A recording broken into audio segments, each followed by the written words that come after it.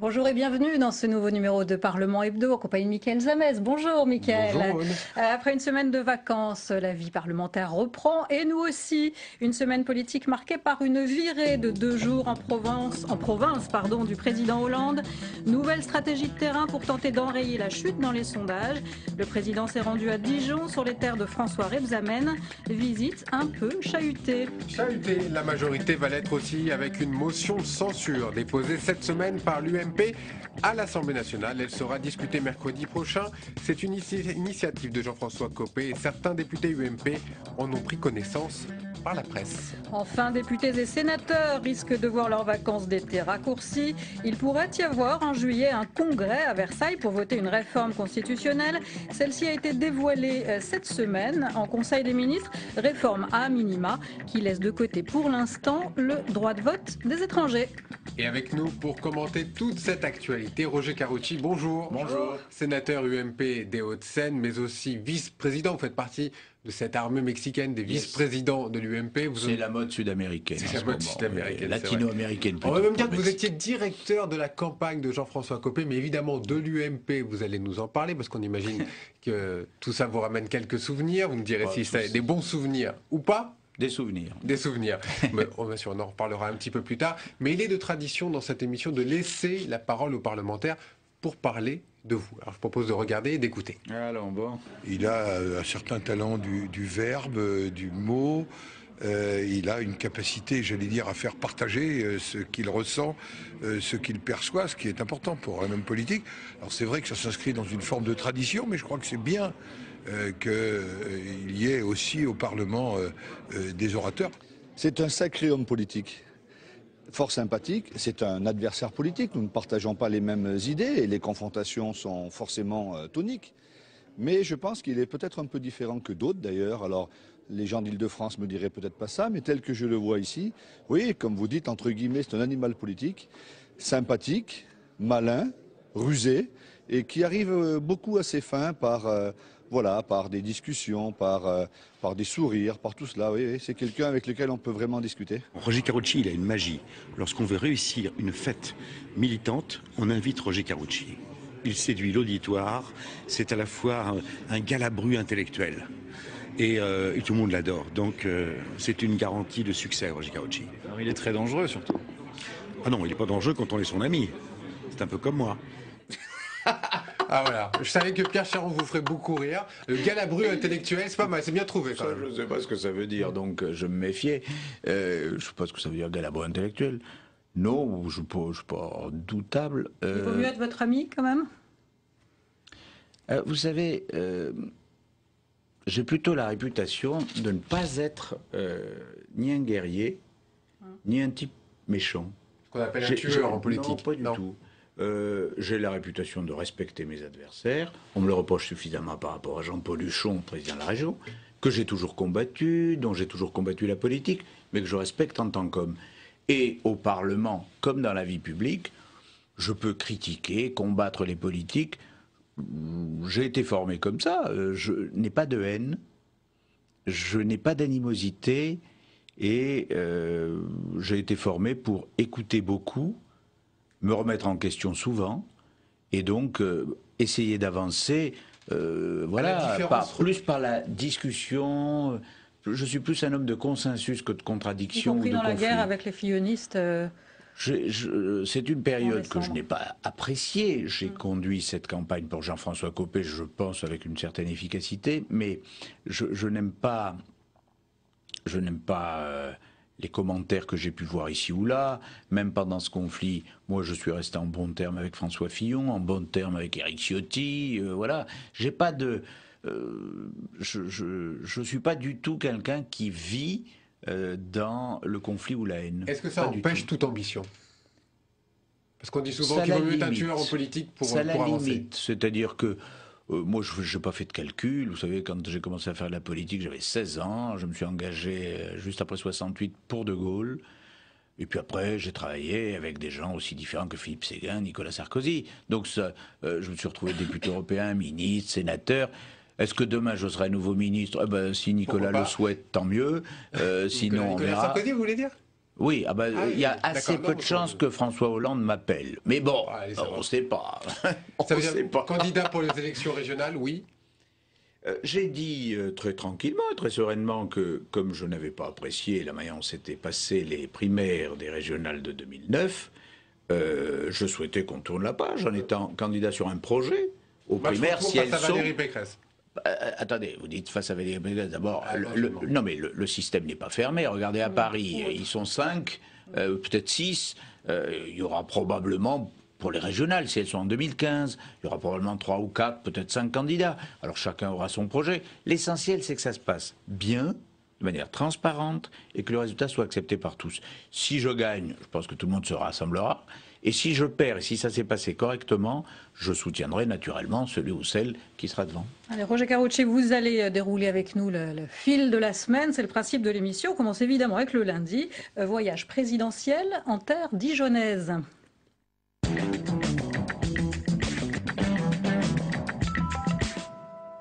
C'est une opération immersion. 48 heures en terre dijonnaise, au contact de la population. Un bol d'air pour le président de la République, avec évidemment des sondages en berne. Il voulait voir le cœur des Français. Il a été servi. Reportage. François Hollande voulait du concret, rien d'artificiel, une parole libre, bref, reprendre contact avec les Français comme au bon vieux temps de la campagne présidentielle. De ce côté-là, ses vœux ont été exaucés. Ne pressurez pas trop les retraités. Non, mais il n'est pas question de ça. Hein. Ne nous pressurez pas trop. Voilà. On est un petit peu déçus parce qu'il nous a promis beaucoup de choses et voilà, donc peut-être qu'il nous a promis trop de choses. Mais désormais, les Français lui demandent des comptes, haut et fort. Monsieur Hollande, elles sont où les promesses? Allez, elles sont où? Pas vraiment au goût d'un service d'ordre sur les dents. Pas de quoi perturber le président qui trace son chemin. Bon les jeunes, comment ça se passe au lycée alors? Qu'est-ce que vous faites comme fille en seconde. D'accord. Et puis préparer des études qui conduisent à un emploi. Ça va? Bon. Et y croire. Merci. Certes, il est venu écouter, il le fait, mais aussi vanter les mérites de sa politique avec toujours l'emploi en priorité. Donc là, les emplois d'avenir, ça va être essentiellement vers cette jeunesse des quartiers qui nous interpelle, qui nous dit qu'est-ce qui est prévu pour nous, qui a envie de travailler. La visite s'est poursuivie un petit peu plus tard dans un bar. L'occasion pour le chef de l'État de souffler un petit peu et de repartir de plus belle à la rencontre des Français. Non, parce qu'on ne fait pas tout. Hein. Ah bah comme vous voulez, c'est pas un problème. Alors on vous voit déjà assez à la télé. Pas assez. Pas tous acquis à sa cause, loin de là, mais au contact. C'était pour lui l'essentiel de cette première journée. Roger Karoutchi, un bon coup de com', ce déplacement à Dijon ou pas? Oh, je suis pas sûr. Hein.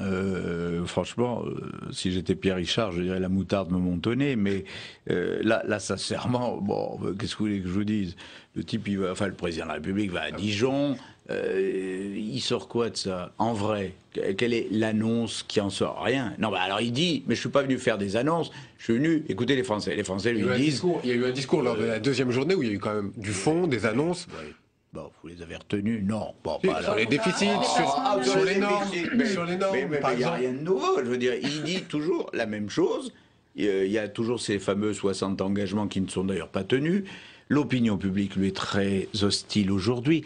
Pas parce qu'il y a la crise elle préexistait à François Hollande. Personnalité en tout cas. C'est même pas le sujet.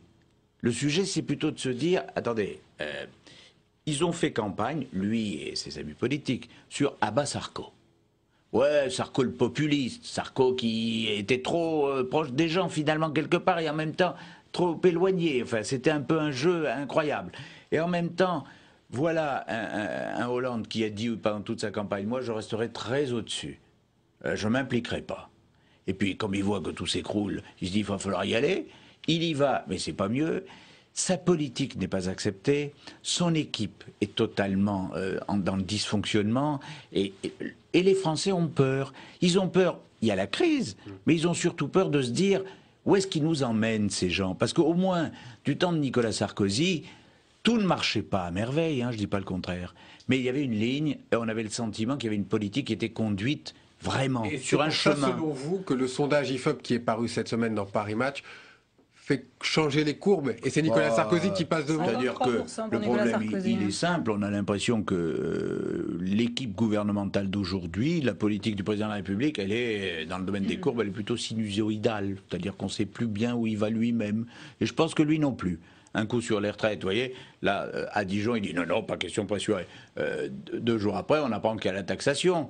Qu'il y a le blocage sur les retraites complémentaires, qu'il y a la taxation sur les retraites. Donc, en vrai, voilà quoi. Qu'est-ce qu'ils veulent? Eux-mêmes le savent probablement pas. Allez, on va passer au mardi. Mardi, il y a de la censure dans l'air.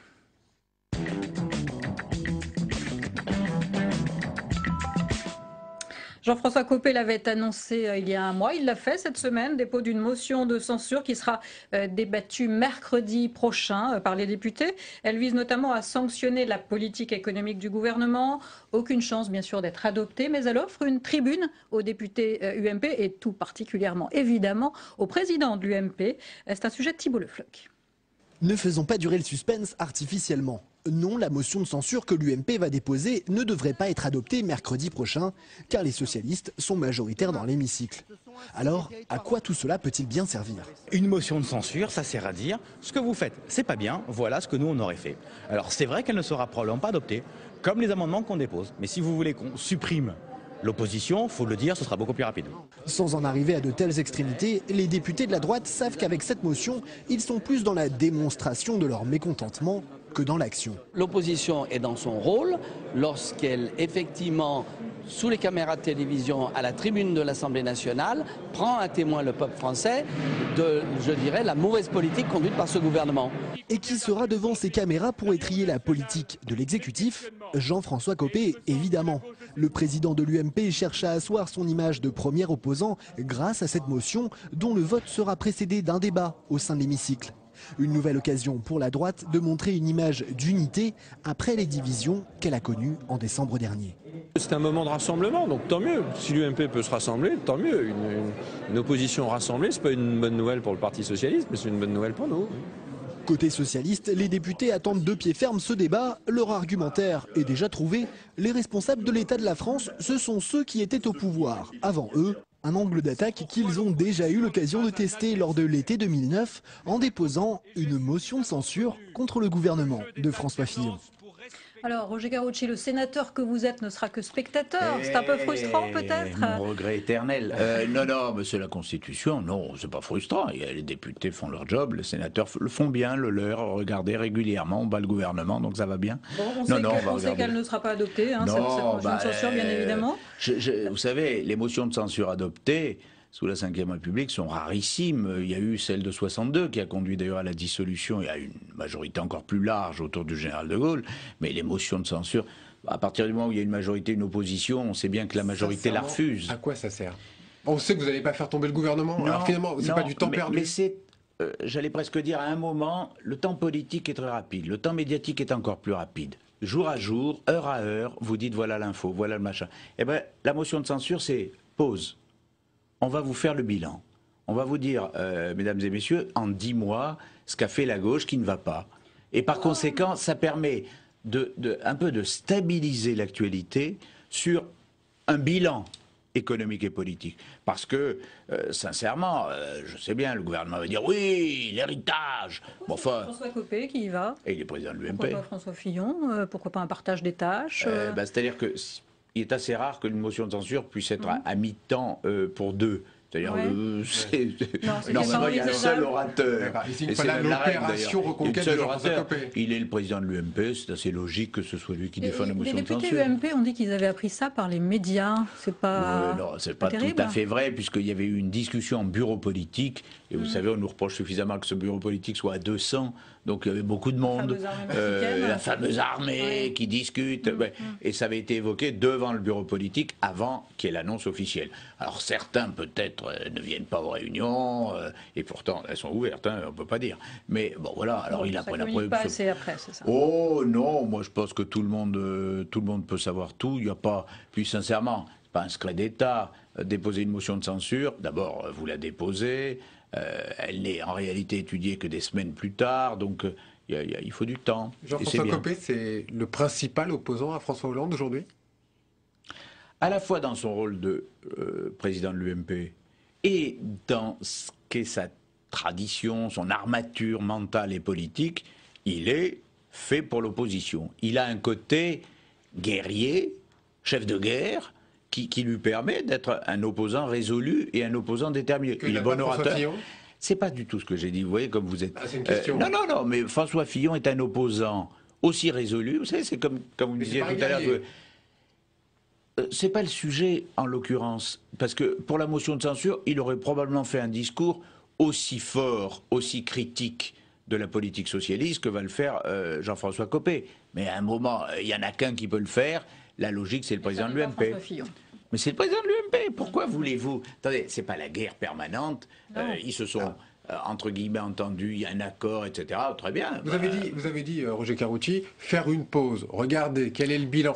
Et vous avez dit également, aussi on a retenu, qu'on va vous en renvoyer l'héritage. Écoutez ce que disait Bruno Le Roux.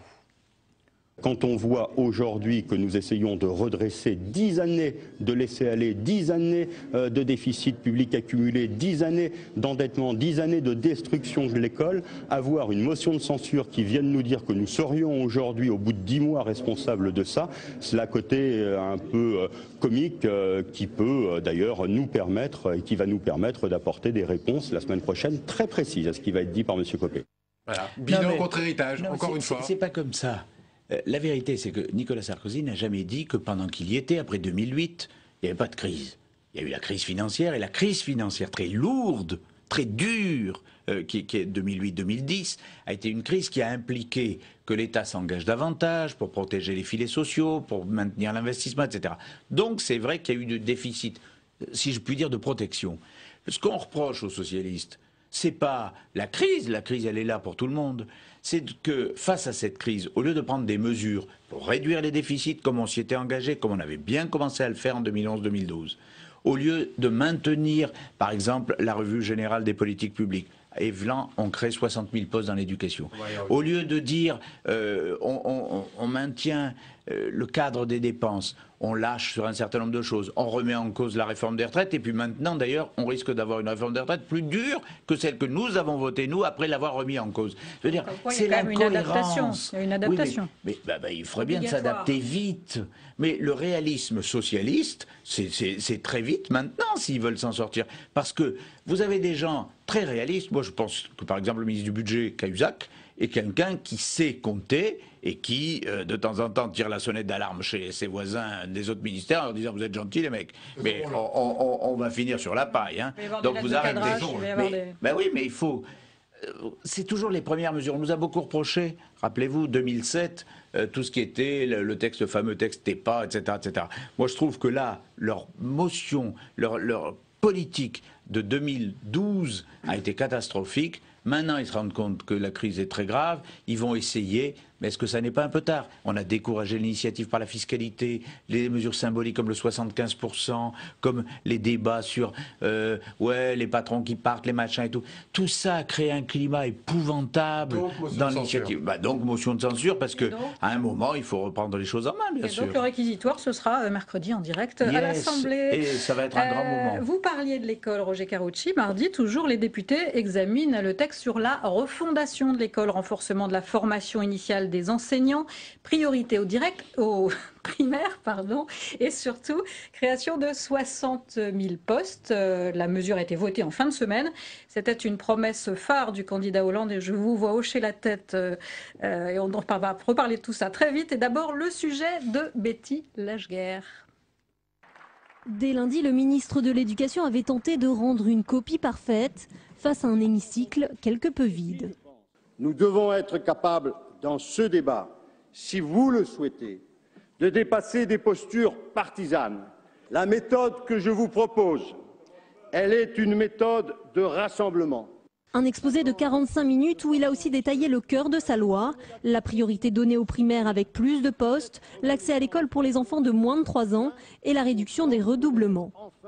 Le ton est monté dès ce mardi lors des questions au gouvernement. La députée UMP Dominique Nachuri pointe du doigt ces crispations. Quelle déception, Monsieur le Ministre. Notre école et nos enfants méritaient mieux. Vous nous avez habitués à de belles envolées lyriques dans cet hémicycle, mais nous attendons des réponses concrètes. Quand allez-vous admettre que cette réforme est mal conçue ? Réponse agacée de Vincent Peillon qui ne peut s'empêcher de critiquer l'action de la précédente majorité. Si ce que vous recherchez, c'est l'intérêt des élèves de France, vous n'avez pas manifesté pendant 10 ans. Je vous tends la main autour d'une œuvre patriotique à laquelle je vous appelle. Allez, mes chers collègues, on retrouve son calme. L'UMP vend debout contre le texte et plus particulièrement contre l'article 1. Examiné dans la soirée, c'est celui qui définit la programmation des moyens et des orientations et surtout celui qui crée les 60 000 postes promis par François Hollande. Sur ce point, l'offensive a été vive. Cet article 1 a un titre bien pompeux. Il prétend refonder l'école de la République. Franchement, mes chers collègues, monsieur le ministre, croyez-vous que ce texte refonde l'école de la République ? La réponse, hélas, est évidente, elle est négative. Les députés de l'opposition ont ensuite présenté une série d'amendements demandant tout simplement la suppression de cet article. Sans surprise, ils sont tous rejetés jusqu'à la suspension de la séance à minuit. Alors Roger Karoutchi, vous avez été professeur d'histoire, vous avez exercé ce beau métier pendant 15 ans. Oui. Vous êtes forcément d'accord avec certaines des mesures, notamment le retour à la formation initiale des enseignants. Sur la formation des enseignants, on peut en débattre. Moi, j'étais pas très favorable lorsqu'il y a eu un certain nombre de créations du style IUFM, etc.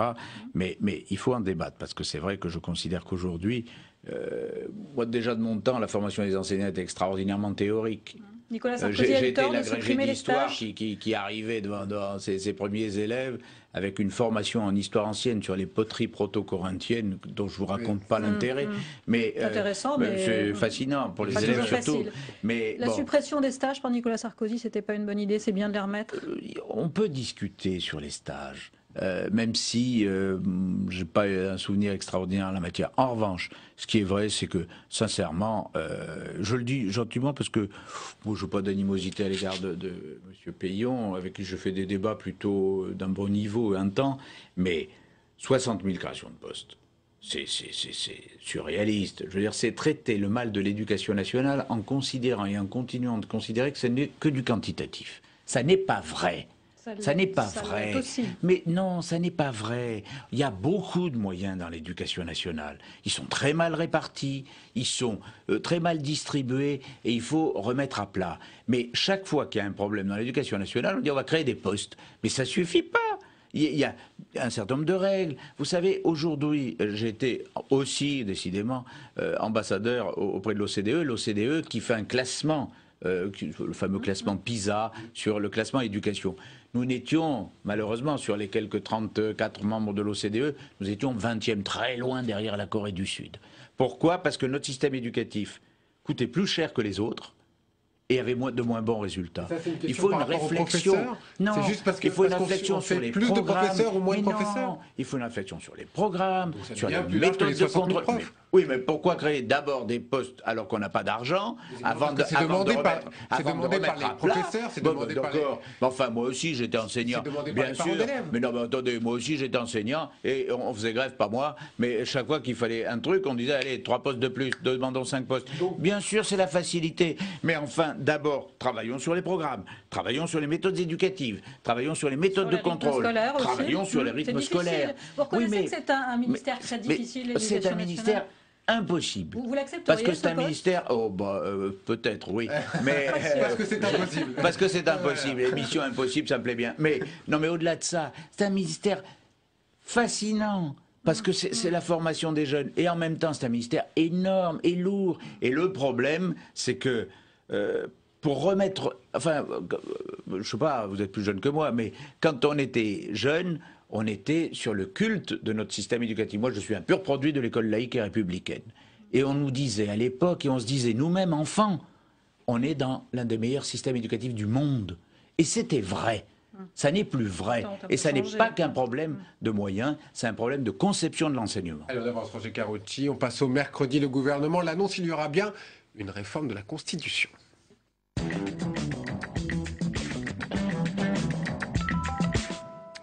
Et oui, effectivement, ce mercredi, le Conseil des ministres se penche sur la future réforme constitutionnelle. Elle prendra la forme de 4 projets de loi qui devront être examinés par les 2 assemblées avant de passer, probablement fin juillet, devant le Congrès à Versailles. Il faudra alors une large majorité des 3/5 et c'est sans doute pour cela que le gouvernement a voulu ces textes les plus consensuels possibles. Les explications d'Elisa Bertholomé. Pour éviter un désaveu politique, l'exécutif a voulu se montrer malin. Ce n'est pas un projet, mais 4 qui seront proposés aux parlementaires.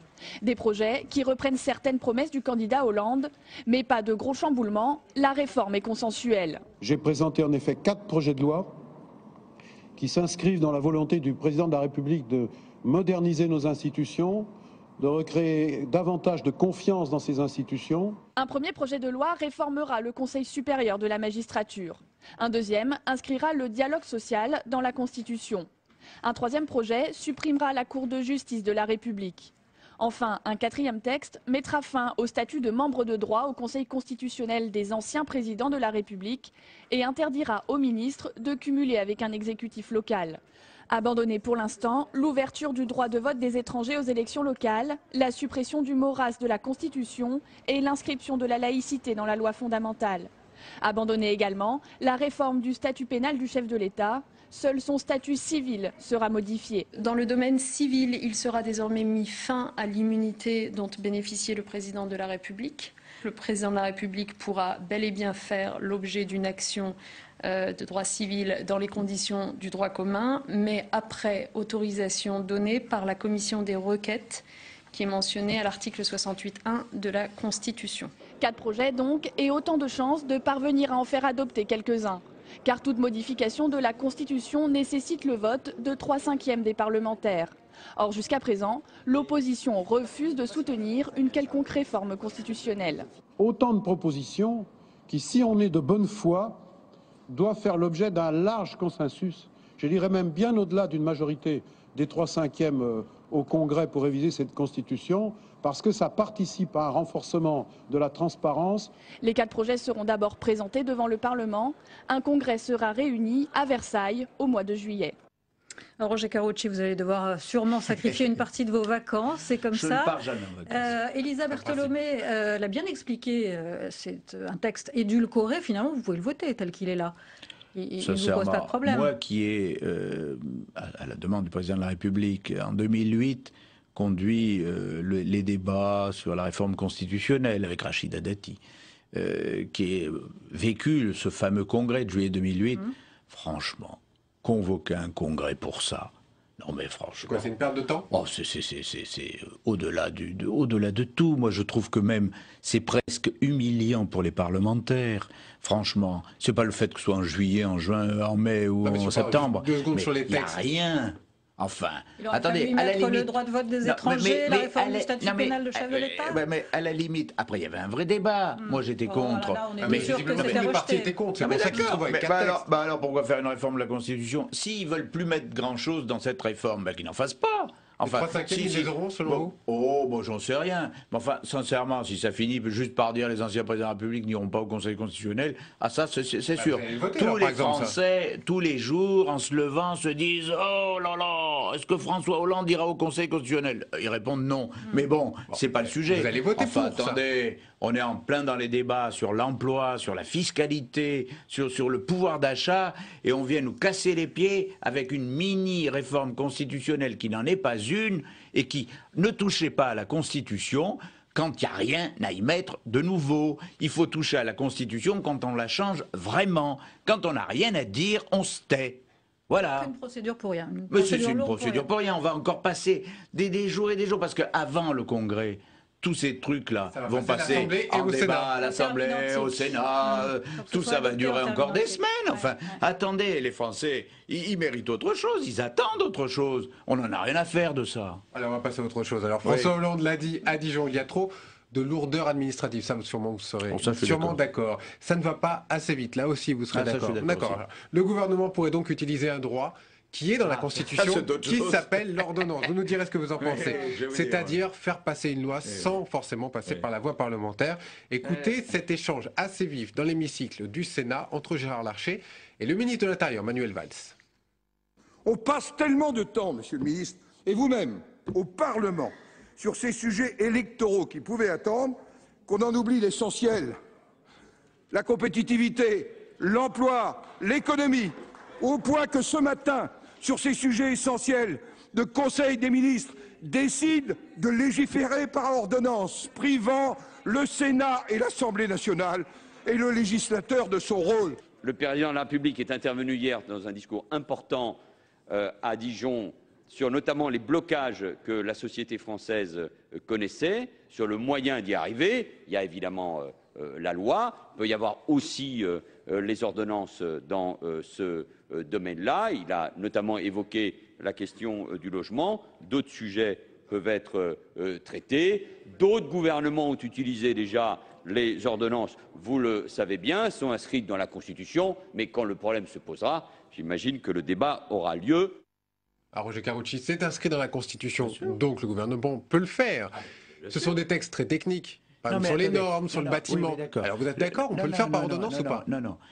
Les ordonnances, c'est quoi? C'est un système où vous avez d'abord une loi d'habilitation. C'est-à-dire qu'il faut quand même venir devant le Parlement une première fois pour un débat d'habilitation générale.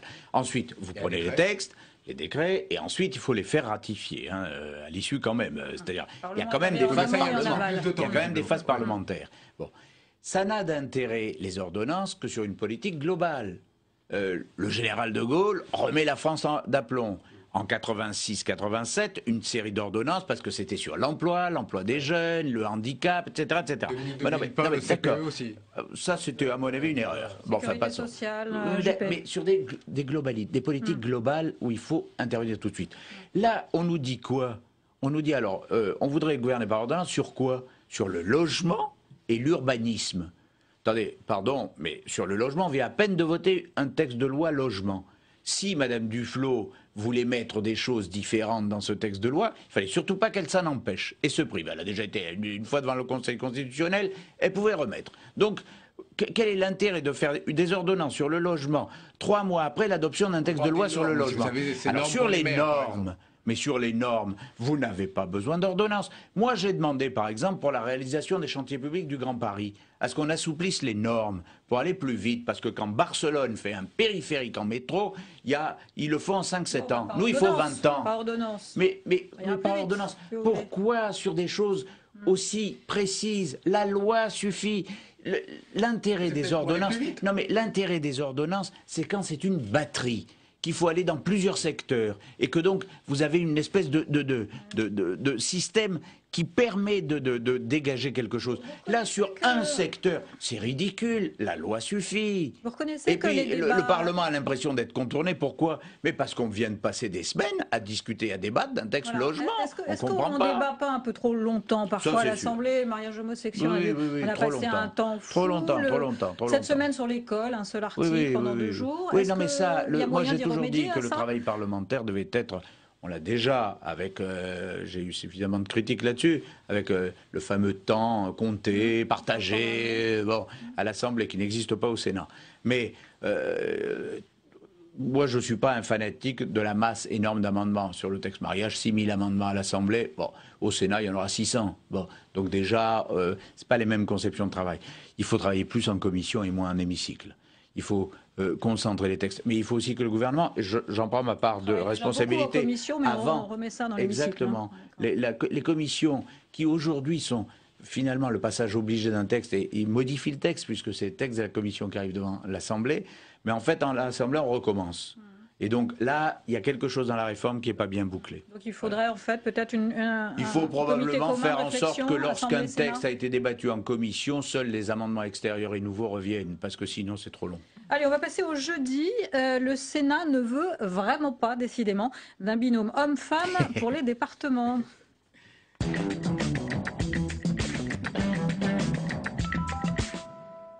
Le texte a été voté, mais on peut le dire vraiment édulcoré. Les sénateurs ont rejeté l'article phare, l'article 2, une deuxième fois. Il impose pour les élections départementales la parité, un homme, une femme. Ce point rejeté par les sénateurs UMP, par les centristes, aussi par les écologistes, mais les communistes pour d'autres raisons. Et on peut le bien dire, le gouvernement a du mal à faire passer cette loi au Sénat. Les explications de Jérôme Rabier. Pour l'adoption 137, contre 185. Le Sénat n'a pas adopté l'article 2. Aux grandes dames du gouvernement et de Manuel Valls, le Sénat a de nouveau rejeté l'article créant le binôme homme-femme pour les élections cantonales. Après un premier rejet en janvier, la deuxième lecture n'a pas permis d'obtenir la majorité, communistes, Verts, centristes et UMP, laissant seul le PS soutenir cette proposition. Il y avait l'occasion d'un rendez-vous. Et ce rendez-vous, il va être manqué une nouvelle fois. Mais comme l'Assemblée nationale aura de toute façon le dernier mot et autorisera la création du binôme, les sénateurs ont préféré ne pas rejeter d'emblée l'article, mais en discuter, permettant la suite de l'examen du texte. Le Sénat doit continuer à peser sur cette question. Il y a un désaccord, mais sur toutes les autres questions de la loi, il y a des apports. Et ce serait dommage que tous ces débats, qui sont très riches, que nous avons depuis de nombreuses heures, eh bien, arrivent en CMP et puissent compter dans la loi finale. Car le texte aborde d'autres aspects électoraux, notamment le nombre d'habitants à partir duquel l'élection municipale se fait à la proportionnelle. Pour peser sur le texte final, le Sénat a préféré poursuivre la discussion et pourquoi pas ensuite voter le texte sans le binôme paritaire. Ce mode de scrutin était un des points les plus négatifs de ce texte. Le fait qu'il ait été rejeté peut conduire, on le verra ce soir ou demain, peut conduire à ce que finalement le texte dans sa globalité ne soit pas rejeté. En agissant ainsi, les sénateurs pourront négocier à minima avec l'Assemblée nationale lors de la commission mixte paritaire qui rédigera une version commune de cette loi électorale. Finalement, donc, le texte a été adopté dans la nuit. Roger Carucci, le scrutin binominal, un homme, une femme, a été rejeté par l'UMP. Ce n'était pas la seule raison du rejet de ce texte. Vous allez nous dire qu'il y a des raisons cachées aussi, non? Écoutez, on ne va pas croire que la parité un homme, une femme, ça suffit pour voter contre. Mais alors, attendez. D'abord, sincèrement, ça revient un peu à ce que je disais tout à l'heure sur les histoires de réforme constitutionnelle. Attendez, tout le monde se plaint de la fiscalité, des problèmes de logement, des problèmes de pouvoir d'achat, des craintes pour l'avenir. Qu'est-ce que fait ce gouvernement? Il réforme les modes de scrutin de tout. Des législatives, on met une part de... Attendez, il met une part de proportionnelle. Des sénatoriales, et je vous fais dorénavant le scrutin proportionnel à partir de 3, on change le corps électoral, machin et tout. Et donc, c'est pourquoi, selon des cantonales. Mais c'est quoi ce jeu? Enfin, franchement, ils n'ont rien d'autre à faire au gouvernement qu'à essayer de conserver leur majorité dans les différents... Bon, évidemment, enfin, attendez... Ils se disent, bon, si jamais il y a une vague bleue, on va s'en prendre une. Alors, plutôt que de s'en prendre une, on va vous changer le mode de scrutin dans les petites villes, on va vous changer le mode de scrutin cantonal, on redécoupe. C'est eux qui ont les ciseaux, quand même, pour redécouper. Parce que quand on dit, ah, un homme, une femme, comment vous refusez ça? Oh là là, mais c'est pas ça du tout. Pourquoi ça vous gêne qu'il y ait une parité? Mais c'est pas du tout ça, le problème. Le problème, c'est que, par exemple, dans mon département des Hauts-de-Seine, nous avons 45 cantons aujourd'hui. Ça va passer à 23. Qui redécoupe? Eux. Comment ils vont faire? Vous croyez qu'ils vont aider la droite à gagner des sièges? Donc on a bien compris que, sous couvert de « Regardez la parité, comment vous refusez la parité? Quel méchant garçon vous êtes !» En réalité, moi je tiens les ciseaux, tiens, je vous refais les cantons. Électoral en faveur de la majorité. Bah, évidemment. Donc, à un moment... ça pourrait être propre. Bien sûr. Bien sûr, mais je ne doute pas que Manuel Valls lui-même le pense, mais ceux qui tiennent les ciseaux comme ça remontent par définition plutôt du côté socialiste que d'une autre vers le gouvernement, les propositions ne sont pas exactement celles que nous souhaiterions. Ça va beaucoup changer pour les futures sénatoriales ou pas? Ça va vraiment vous empêcher de pouvoir gagner éventuellement? Le simple fait, par exemple, de passer la proportionnelle au lieu de 4 sénateurs par département à 3, on a compté que ça leur faisait mécaniquement gagner en 2014 6 ou 7 sièges. Le simple fait d'ajouter des grands électeurs au-delà de 30 000, au lieu de 1 pour 1000, 1 pour 800, on a compté que ça leur faisait mécaniquement gagner 4 à 5 sièges. Ce qui veut dire que rien que par les réformes, pas par le corps électoral, rien que par les réformes, les types ils se sont mis 10-12 sièges dans la poche en se disant si jamais on perd les municipales, on fait un peu de marge, quoi. Mais c'est ça, ça n'a jamais existé à droite. Mais bien sûr que ça existait, voilà. Est-ce que j'ai l'air de dire ça? Sauf que je dis, on est en pleine crise économique et financière, les gens ont peur de l'avenir et on réforme le mode de scrutin cantonal, on reporte les régionales, on touche au sénatorial, on vous met une part de proportionnelle législative, machin. On se dit, mais ils ont rien d'autre à faire. Ah oui, au leur. Allez, on va pouvoir discuter de tout ça dans une commission mixte paritaire bientôt. Alors, on continue avec cette semaine, évidemment, Abemous Papam. Il s'appelle s'appelle Jorge Mario Bergoglio, excusez-moi pour l'accent, il est argentin. On l'appellera, voilà, plus simplement le pape François. Ce 266e pape est le souverain pontife qui cumule les premier pape issu du continent américain, premier jésuite. Et il a entamé son premier discours aux fidèles par cette petite phrase légère: mes frères cardinaux sont allés me chercher presque au bout du monde. On le présente un peu comme le porte-parole des déshérités, celui qui refuserait le luxe lié aux fonctions. Vous y voyez un changement de style à venir, vous pensez, au Vatican? Je ne suis pas un spécialiste des affaires du Vatican, c'est le moins qu'on puisse dire, mais moi je pense que prendre un pape qui n'est pas un Européen, c'est plutôt un signe... 40% des catholiques dans le monde américain. Oui, c'est plutôt un signe positif, parce que l'Europe ne peut pas croire qu'elle est le centre du monde en permanence si elle ne fait pas le job. Et deuxième élément, c'est pour la première fois un jésuite. C'est une forme très différente, et on va voir ce que ça a comme conséquence. Qui plus est, il n'est pas issu de la curie, donc face à toutes les critiques sur la gouvernance de l'Église, peut-être y mettre un peu d'ordre éventuellement. Une image une approche plus réaliste. Alors, Roger Carucci, je voudrais qu'on termine cette émission sur une note de musique un petit peu plus légère. Vous aimez bien la chanson française? Vous aimez la chanson, mais la chanson française. Est-ce que Carla Bruni... oui, je sais. Est-ce que Carla Bruni Sarkozy vous a fait écouter son dernier album? Non. Non, il y a un titre dans son futur album qui s'appelle Le Pingouin, une chanson qui fait beaucoup parler par ses paroles, inspirée peut-être par les images que vous voyez sur l'écran. C'est à l'époque évidemment de la passation de pouvoir. Regardez ce texte, il prend son petit air souverain, mais je le connais, moi le pingouin. Il n'a pas la manière du châtelain, ni l'art, ni beau le pingouin, ni haut, ni bas, ni froid, ni chaud le pingouin, ni oui, ni non. Elle rajoute, « le pingouin, si un jour je te croise mon chemin, je t'apprendrai le pingouin, je t'apprendrai à me faire le baise-main. » Ni oui ni non. Il paraît que c'était le surnom de François Hollande donné par Carla Bruni Sarkozy. Visiblement, c'est bien François Hollande qui est ici stigmatisé dans cette chanson. Extrapolé comme toujours. Sincèrement, je ne connaissais pas la chanson, je ne sais pas s'il y a la moindre intention. Quand vous voyez je n'ai pas le sentiment que... Bon, si je devais surnommer, je ne le ferais pas. Je vous rassure tout de suite, c'est pour conforter mon image de début d'émission. Si je devais surnommer le président de la République, je ne l'appellerais pas le pingouin, parce que je trouve que c'est un animal sympathique, le pingouin. Donc non, je ne le ferai pas. Voilà. Bon, en tout cas, voilà, ce sera sûrement le futur album de Carla Bruni Sarkozy. Mais ça fait beaucoup parler, parce que visiblement, c'est une sorte de vengeance, visiblement, sur cette passation de pouvoir. Il faut dire que, pardon, je ne sais pas du tout là, sur la chanson, mais moi je trouvais que le comportement de François Hollande à la sortie de Nicolas Sarkozy, le fait qu'on ait fait disparaître quasiment le nom de Nicolas Sarkozy du site de l'Élysée, le fait d'oublier de remercier Nicolas Sarkozy lors de la libération de Florence Cassel et tout, c'est pas très grand. Voilà. Bon. Écoutez, c'est sur ces mots que nous allons nous séparer. Merci beaucoup d'avoir passé ces 45 minutes avec nous. Et on se retrouve la semaine prochaine. Oui, la semaine prochaine. Au revoir. Bonne semaine à tous.